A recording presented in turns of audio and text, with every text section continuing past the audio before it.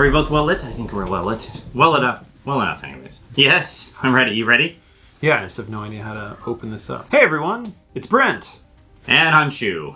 So we're rerolling ones, and we are looking at almost every new rule in Age of Sigmar 3rd edition. So thank you, Games Workshop, for providing us an early copy. I've been building Cruel Boys Orcs all weekend. I am kind of exhausted. How are you doing, Shu? I haven't been doing any hobby stuff this weekend, but I did hurt my wrist, but I've been telling everybody I've been taking up archery instead. Well, I also took the time to learn almost all of the new rules, and now I'm going to be telling them to Shu, and he is going to be reacting to the new rules. Some of them warrant a and some of them perhaps have further ramifications. But either way, this should be hopefully a more condensed format for you at home, just to pick up what is new, what has changed in the 3rd edition of Age of Sigmar. What's different? Now, just to put it out there, we're going to buy 2 more copies of this box for ourselves, in addition to the one we already have. So if that's not a glowing enough review, we are going to be a little critical of some of the stuff in here. And that's we've got the critique, basically, that we don't talk negatively about anything or give any kind of harsh critiques about things. And that's true because we tend not to waste energy on things we don't like. But in this case, if something rubs me a little wrong, or if something seems a little fishy, or I don't understand something, which is probably the case because I have a caveman brain, I will mention it when Brent was reading off the rule. All right, let's start with unit coherency. You're going to read from a phone, right? Yep. Okay. We do not have a teleprompter yet. Yeah. Unit coherency. Units of 2 to 5 models must be within an inch of another model in their unit, horizontally, and 6 inches vertically. And units of 6 or more models must be within an inch of 2 other models in their unit. Shoo, that's new. That is new. So the unit coherency hurts units that are big and have big bases in the way that you have to put a lot more thought into how they're going to be arranged on the table, and you're not going to be able to get most of them in combat unless you have some kind of weird wraparound situation. This does just makes it a little bit more technical and makes you think a little bit more about the size of your units. If you used to run big squads of 6 dudes on 50 mil bases, you might want to think about running them in groups of 3 now.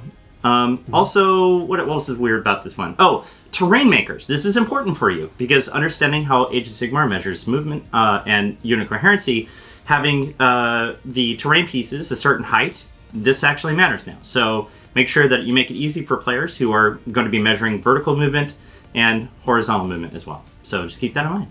Maybe there will be increases to attack range to mitigate this. We'll see, since that wouldn't be something that's in the core rules. You can take 1 endless spell per wizard and 1 invocation per priest. An invocation being the endless spell, or the not endless spells from Khorne, Fire Slayers, and Daughters of Cain. Yeah, I like this. It's like having a character sheet.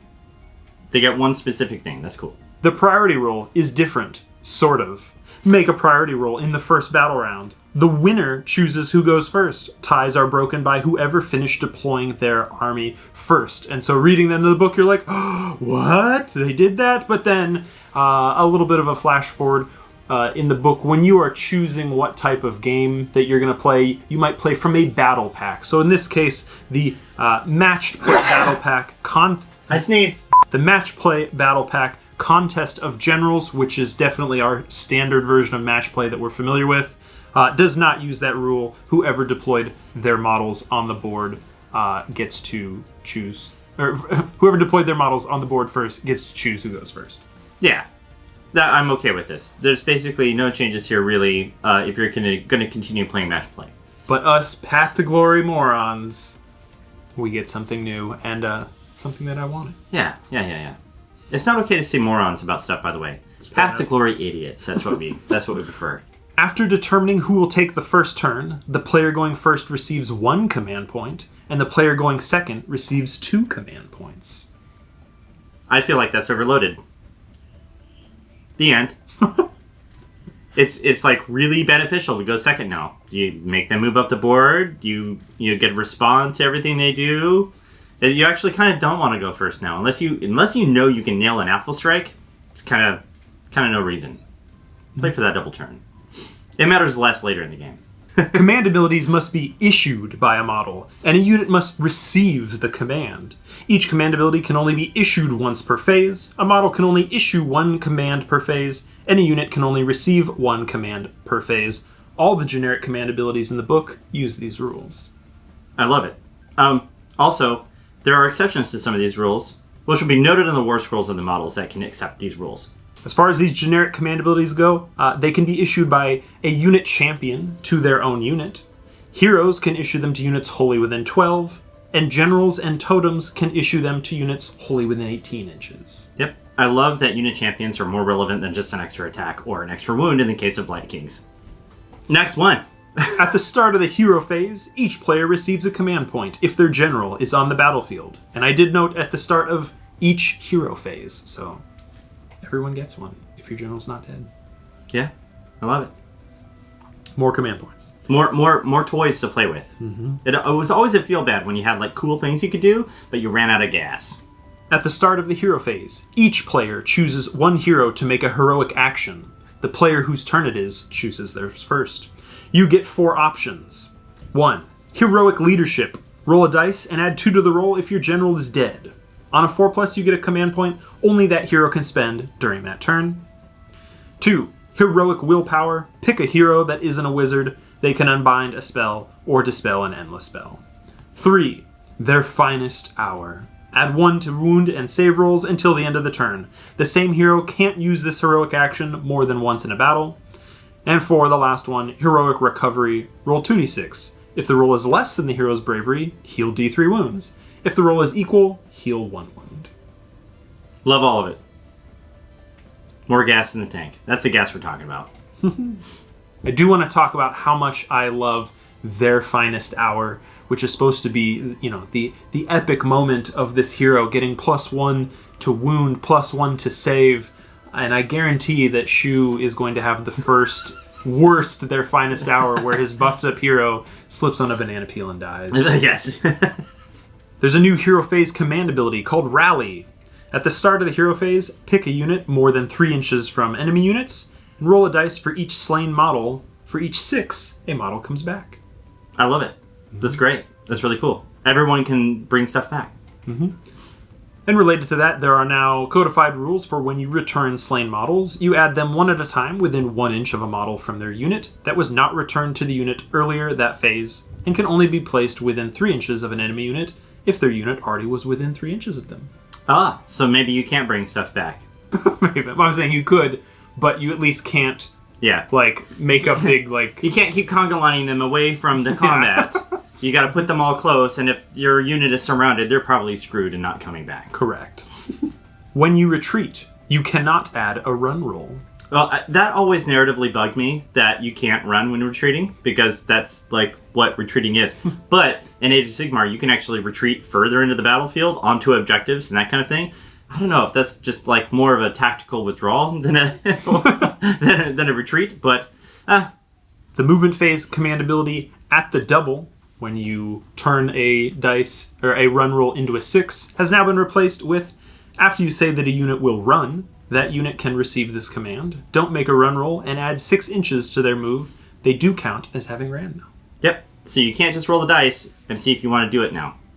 That's no. That's some bull. In the movement phase, there are 3 different types of moves. There's a normal move, a run, and a retreat. My objection here is with the word normal. Normal is a relative term, and that will always bother me. New command ability, Redeploy. Use this in the enemy movement phase after an enemy finished a normal move, a run, or a retreat within 9 inches of the unit receiving the command. They can move d6 inches, but they can't move within 3 of the enemy, and they cannot shoot that turn. Fine with all of those rules. Mm-hmm. So you can back up. That's right. That's in Kill Team, and I like it there too. You don't have to shoot with every model in a unit. A hero cannot benefit from the Look Out Sir rule if it has 10 wounds or more. Yeah. Look out! Don't hit it! I don't know. I think there are going to be some cases where a 10 wound critter can have people jump in front of it still, but that rule will probably be printed on the War Scroll. I don't know if that already exists for some units. I think maybe the Screaming Bell can offload wounds to other units and that kind of thing. That's not Lookout Stir, that's something different. There's a new charge phase command ability, Unleash Hell. Use this after an enemy makes a charge move. The unit that receives the command must be within 9 inches of the enemy that charged, and outside 3 inches of every other enemy unit.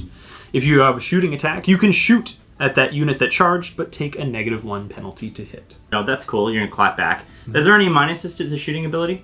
Yeah, you take a -1 to hit. So if you're using a shooting attack that doesn't roll it to hit, like the Death Scream from a Terrorgeist, or Thankful. Thankful's 4d6 mortal wound fart launchers? Don't charge that guy. Send Thankful through the knothole alone. Gets eaten by, yeah. The other part about that I think is cool is that this works if you are the unit getting charged, or if you're just nearby and they're charging somebody else, as long as they're within 9 inches. That's a good point. If you keep a set of archers back, behind some screen of some kind, they can shoot for the screen also, which kind of doubles the power of archers. If only every faction in the game had ranged units.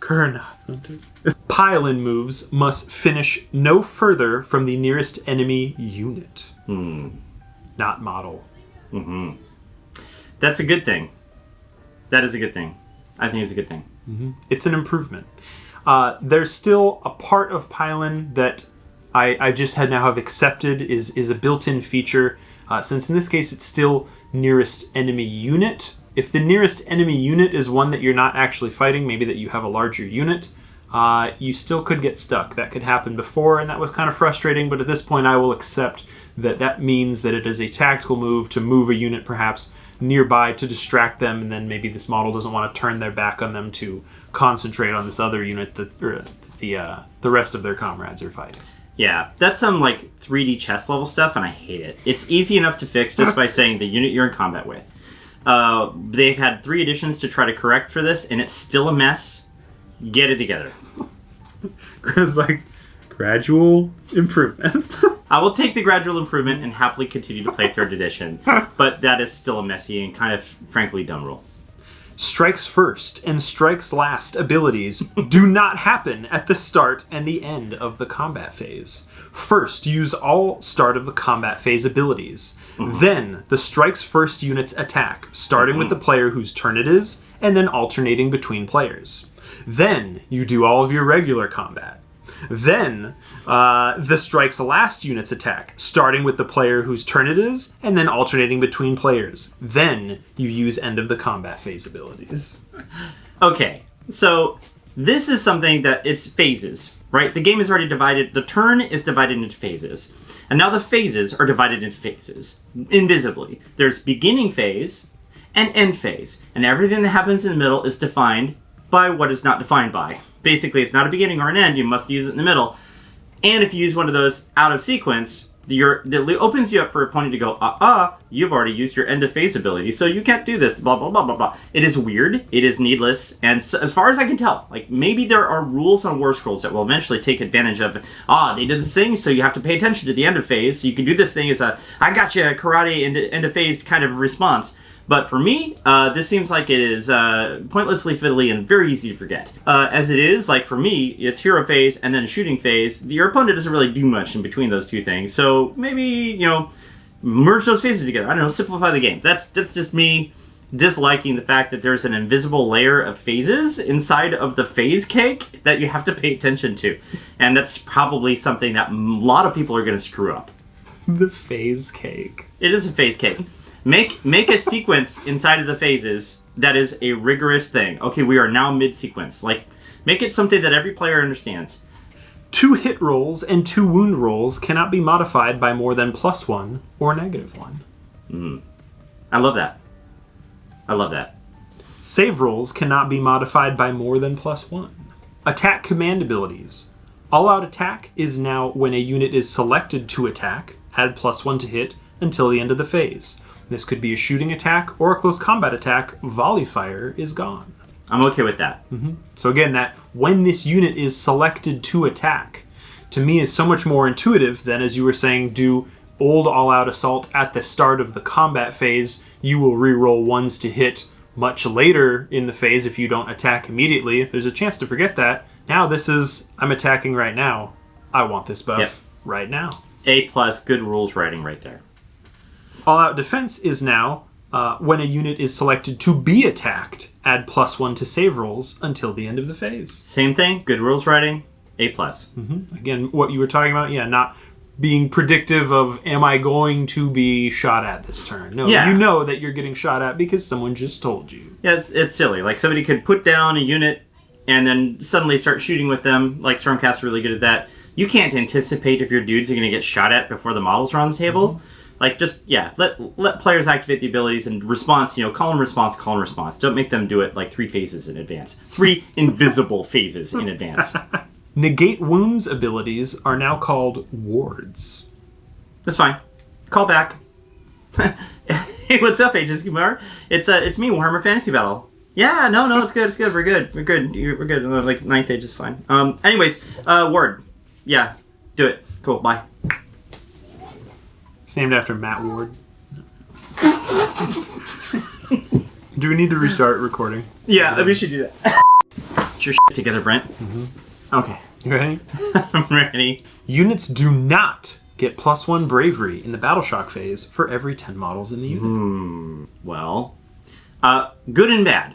Good in the way that it's fine. It's a needless thing that a lot of people overlooked and forgot anyways. Bad in the way that, like, if you did remember it, it super matters for units like Skaven and, Beasts of Chaos. Beasts of Chaos. More slapping onto the already red butt cheeks of the Beasts of Chaos. Sorry, guys. You better... You have a lot more command points to use for, you can't use more than one command ability of the same type every turn. Well, let's just look at those AoE command ability things that will let you not run away, that make you immune to battle shot. Like, use your army's BSB, the Banner Standard Bearer. Oh, wait, there's no Battle Standard Bearer anymore in the game. Alright, Beast of Chaos. Yeah, maybe we'll see more strength and number stuff on War Scrolls. We're certainly going to expect to see a lot of War Scrolls rewritten for this edition. We're excited to see what they do when they publish those. And since you can only issue a command once a phase, you can't use multiple inspiring presences in the Battle Shock phase. A little painful for we're moving on to the other cheek, Beast of Chaos. We're gonna start spanking that side now. Really disturbing visual, because Ungors all have bare butts. Models with a wounds characteristic of 10 or more can't get +1 to save for being in cover. I suppose it's hard to hide a giant structure with a bell on it. A building, yeah. You can get cover by being behind terrain. You have to be more than 3 away from the unit that's attacking you. All your models have to be within 1 inch of the terrain feature, and it's impossible for the attacking unit to draw a straight line to the unit without crossing the terrain. So if you're hiding behind a fence and all of your models are within 1 inch of that fence, and every people that are shooting at you are on the other side of the fence, it makes sense. You get covered. That fence makes sense. This is a rule that I love, and I hope that all editions of Warhammer adopt it. It has simplified the cover mechanic. It has made scattered terrain way more meaningful than it's ever been before in Age of Sigmar. And you no longer have to, like, get down a model level and do some math about what percentage of the model you can see. That has always been doofy and hard to work out. Old weird 40k stuff. It is, and honestly, it, like, discourages people to do things like make scenic bases and other stuff where the guys, like, raised up heroically and on a piece of terrain that they built in there. After setup, but before the first battle round, you capture all objectives within 6 inches of your models and more than 6 inches from all enemy models. So no longer, if you go first, having to spend a turn making sure that by the end of your turn you have captured all of your objectives on your side of the board. Good rule. Monsters count as 5 models, and models with a wounds characteristic of 5 or more that aren't monsters count as 2 models when contesting objectives. So this is a fishy rule, I think. It's good in the way that they're finally doing something. It's bad in the way that I think it should just be the wounds value of the model. Just simplify it down to what the wounds total is. Now, they have added certain War Scroll abilities or certain faction level abilities that allow you to consider all the wounds of the model when you're taking an objective, which makes that really powerful. And I know that that's like a faction bonus for the BCR, which matters to them a lot. In my opinion, just like level the playing field. Most factions have big monsters. I would encourage people to use them. The narrative reason why I like the idea of big models counting more, is because you like 5 liberators who take a control point from a dragon, for example. They could say, "We caught that point, yay!" But it's like, no, there's still a dragon there. You guys need to, you know what I mean? So at least you have to deal with that. However, in this example, 5 liberators is still 10 freaking wounds, so they still don't care that there's a dragon on it. No, it shouldn't work that way. That dragon's got 14 wounds. They outnumber those liberators. Get out of town. If you roll double 1s when casting a spell, you miscast, take D3 mortal wounds, and the caster can't cast any more spells in that phase. Shout out to Miscast Terrain, Perils of the Warp. I love it. Arcane Bolt is cast on a 5 and has a range of 12 inches. If cast at the start of any one phase before your next hero phase, pick an enemy unit to take 1 mortal wound, or D3 mortal wounds if they're within 3 inches of the caster. Huh? How do you feel about this one? I have not been able to wrap my head around, like, there's so many options here. I'm like, oh, then it must be really good. And I did at least see somebody online be like, well, Nagash can just do that 8 times, and if you're touching him, you take 8 D3 mortal wounds. Funny, but I don't know if I'm clever enough to have a wizard be carrying, like the charge of an arcane bolt, and then at the perfect opportunity being like, zap. Yeah. Interesting, but I haven't figured it out yet. Yeah, maybe it's like meant to be there for him to get charged and try to anticipate a charge and do a little bit more juice. Mm-hmm. Yeah, good point. Yeah, maybe. Yeah, it does sort of make you threatening, be like, it's basically you're like holding a gun, and if somebody like charges you, yeah, you're like, look at it. Yeah, all your wizards have shotguns now. Bad at range, but up close, watch out! Mystic Shield is cast on a 5 and has a range of 12 inches. Pick a friendly unit wholly within and add 1 to their save rolls until the next hero phase. Cool. As far as this being different than all-out defense, that's +1 to your save just for that phase. Mystic Shield is at least until your next hero phase. You could get some real mileage out of your +1 to save. You can move through endless spells, but you can't finish a move on top of them. You can still use big endless spells and block people in if their move can't get them on the other side of the spell. An endless spell can't be cast in the same turn it was dispelled. Yeah, so no more making it go away and throwing it back out. Mm-hmm. Yep. I will miss that. I admit. Predatory endless spells aren't moved between battle rounds. They're moved at the end of each hero phase. But let me explain the next part too for the whole scope. Predatory endless spells have to be controlled or they become wild. A predatory endless spell is controlled if it's within 30 of the wizard that cast it, but a wizard can only control 1 predatory endless spell. Before moving any spells, see which are controlled and which are wild. The player whose turn it is moves all their predatory endless spells, and then the other player moves theirs. Then the players alternate moving the wild endless spells. And then there is a little technicality in there where, a wizard can only control 1 predatory endless spell. So in something I think is narratively funny, you could cast 1 endless spell, and then that's going out and causing havoc. And then next turn cast another, and then at the end, you're like, well, you have to make a decision. Who's controlling? You're like, no, I'm controlling this one. That one can just do whatever it wants. And then the other one's like, yay, I'm free. Priests can only chant 1 prayer in their hero phase. You can't chant the same prayer again in the same hero phase. Divine Wrath. If a priest rolls a 1 while chanting, the chant fails and they take a mortal wound.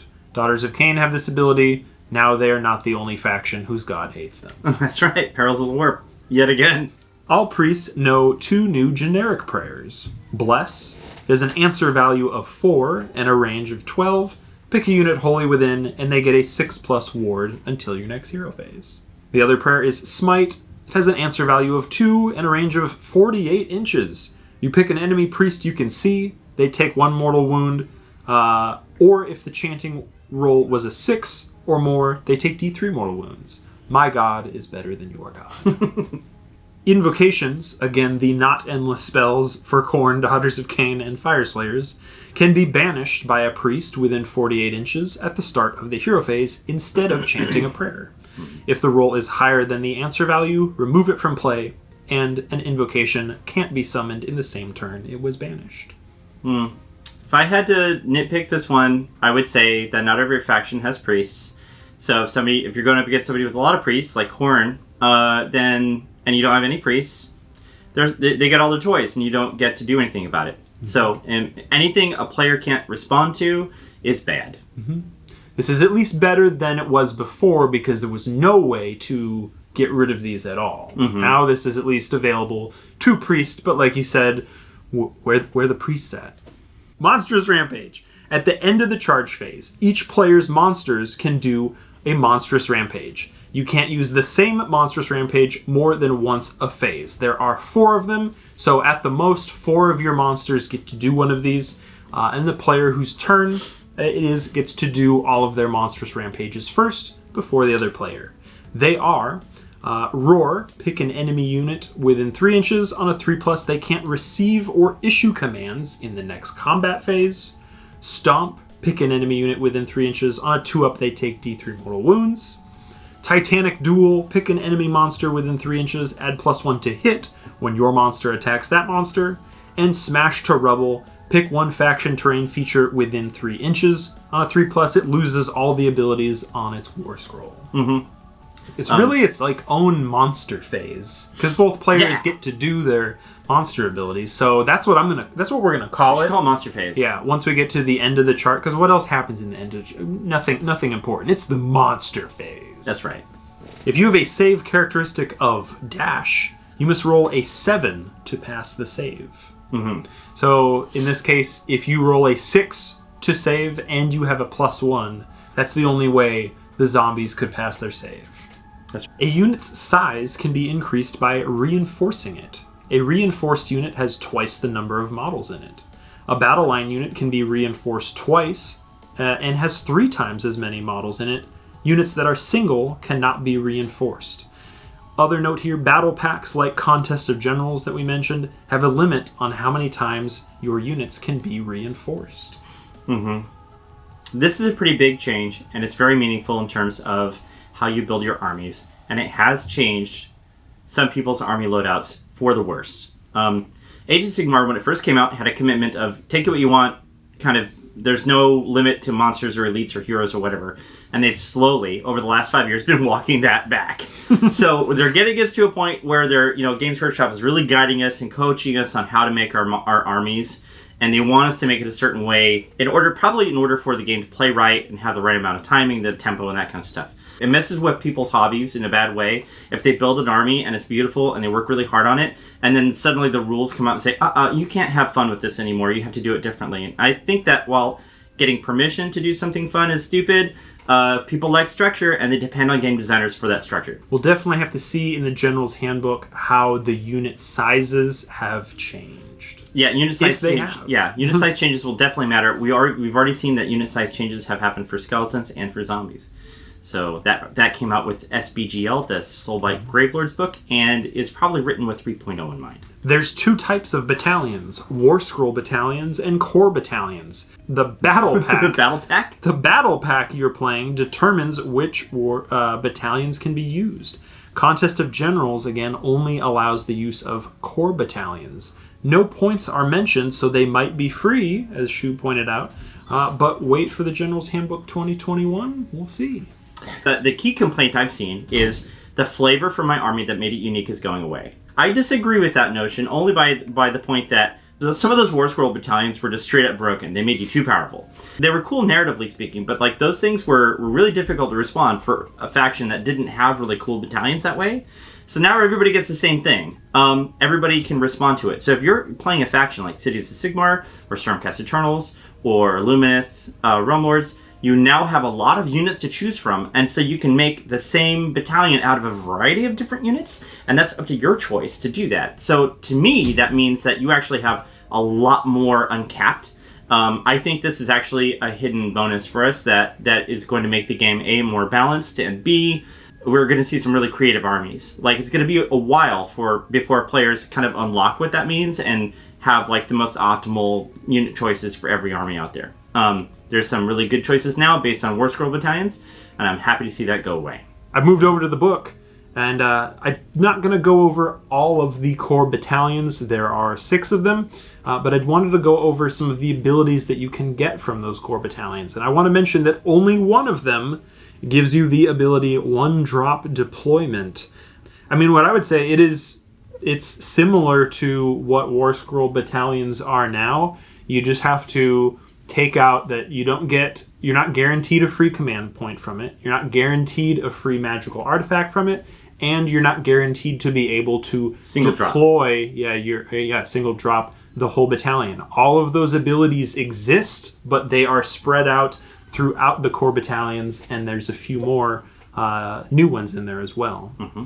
Things like magical artifacts are referred to as enhancements, and there is a battalion that will give you an extra enhancement. Another battalion ability is once per battle, one unit from this battalion can receive the all-out attack or all-out defense command without the command being issued and without a command point being spent. So in that case, since it's not being issued, a command ability can only be issued once per phase. Somebody else could use an all-out attack or all-out defense or whatever on a different unit. Slayers, once per battle, one unit from this battalion can receive the all-out attack or unleash hell command ability without the command being issued or without the command point being spent. Strategists, once per battle, when you receive command points at the start of your hero phase, you get another command point. So again, since that was part of War Scroll battalions, now this is part of any core battalion that has the strategist icon.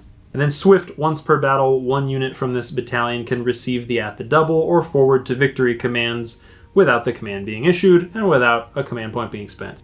Enhancements are picked if you've chosen the battalions for your army. You can always take one enhancement of each type for your army. Okay. And the battalions or battle pack you're using may allow you to take additional enhancements for your army. So, enhancements. So enhancements are going to be magical artifacts, command traits, spell lores, prayer scriptures, mount traits, and also triumphs. So when you play a game, your army automatically gets one of each of these. So that's new. Everybody gets a triumph. But back to that core battalion that gave you an extra enhancement. When you take the spell lore enhancement, all of your wizards get to know one spell from your spell lore from your allegiance abilities. But if you take the extra enhancement and choose another spell lore enhancement, I believe all your wizards will get 2 spells from your spell lore. I really hope these formations are going to be free, by the way. Mm-hmm. The General's Handbook will tell us. And then lastly, terrain rules, now referred to as mysterious terrain. It just depends on the battle plan that you're playing. It will tell you whether or not you're using mysterious terrain rules. So it's not something immediately built into the game. It is something that's optional that a battle plan will allow you to use. And I know we had a lot of fun with Mystical in first edition. It is different, but unfortunately it is not as fun as eating grass. You don't get to eat grass. It is now add 1 to chanting and banishment rolls for models while they're within 1 inch of this. And then the same thing, you still get that 6-up ward save if you're within 1 inch of mystical terrain. And that is Age of Sigmar 3.0. Yes, there is more. There is rules for Path to Glory. There are open war battle plan generators, and then there are the specific rules in Contest of Generals for match play. Since those are all specific game modes of your choosing, where do you feel like you've been now? You've been on a journey. How do you feel? I've certainly been on a journey with you here, Brent. Okay, so this is definitely, I think, the most interesting version of Age of Sigmar to come out. It is more complicated. Our 4-page blessed rulebook of that's gone. That's out of there. The rules are now divided up by sections, and they're very explicitly defined, like a technical manual. That's both good and bad. Good in the way that it's easy to find things and easy to refer to them. If you want to try to correct people on Facebook, and I know that that's actually a hobby for some of you. Now, the rest of it, though, there is a couple of sleeper wins in here. The Battalions, sleeper win, in my opinion.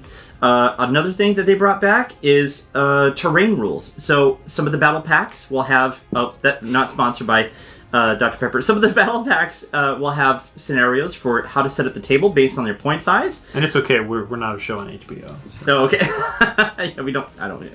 So if, for example, you have you're using 1,000 points, 2,000 points, or whatever, it will actually tell you how many terrain pieces you should put on the board. I love this, and I love that it's come back. Why is it meaningful? It's meaningful for everybody who relies and depends on terrain pieces, like Sylvaneth, and for like Skaven, who has multiple terrain pieces for their army. Because a lot of tournament organizers will set up tables ahead of time, and they'll just kind of make the tables look cool, but not think about where the objectives are, and not think about where the players need to put down their scenery pieces. So now there's structure for this again. In the first edition of, I think it's the first edition of Age of Sigmar, we had like D3 terrain pieces per section of the table, and that's basically back. So I love that. A+ sleeper win for all the players there. There's lots of more stuff to go through for the battle packs, and this game is a lot. There's a lot of edition-defining rule changes here. Hopefully, we've gone through the major highlights of the core rules themselves, and I think that you're going to see a lot of other channels covering the battle packs and that kind of thing. The one you should be sticking with the most is Warhammer Weekly. They're going to go over this stuff in deep detail. That's Vincent Ventrilla's channel. Please find a lot of the deep dives on that channel. They're going to be worthwhile, and we might even be in some of those videos talking about that stuff. Yeah, we hope to see you in the future. Thanks for watching.